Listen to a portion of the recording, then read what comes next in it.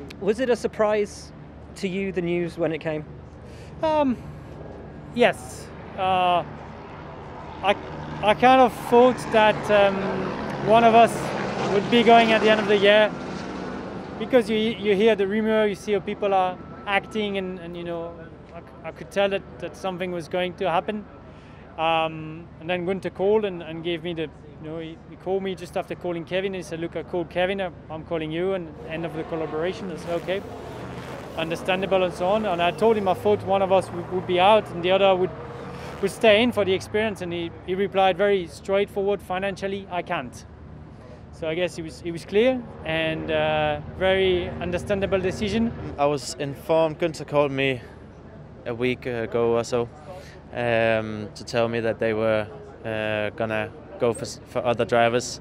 I, for some time, have been looking at my options and speaking to people and seeing what could be possible. The goal is to walk away from this weekend with some more good points for the team. It's very tight between McLaren and Renault, so it's it's important for the next 6 races that we capitalize on each weekend and try and score as many points as we can. How many teams in the paddock are you talking to at the moment? Not many, to be honest. Haven't signed anything yet, so I got nothing really to report. Things are going forward, so definitely the season is coming to an end soon. So yeah, I think very soon I will know what the future holds for me. I think I might have tested here a long time ago and the car was really bad.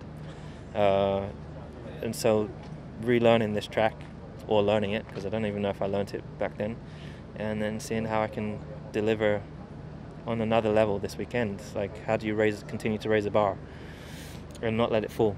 Well, how far away do you think the World Championship is now? Is it going to take a miracle? It was, of course, a huge disappointment, because if you think it other way, if I would have won the race, it would be so different story.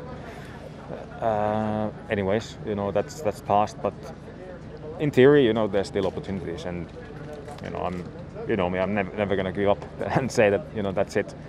So I think it's better for me not to think about those numbers now too much in terms of the points, and really just go with short-term goals. From our side, we need to learn more about this car and try to make it better. Also because the changes for next year are not massive, compared to other years where you're a bit more free to change a lot of parts.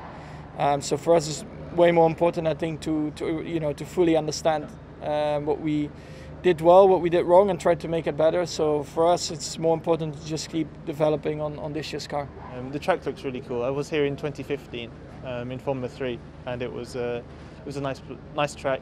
Obviously the elevation, I'm sure every driver has talked about it, but it really is unique.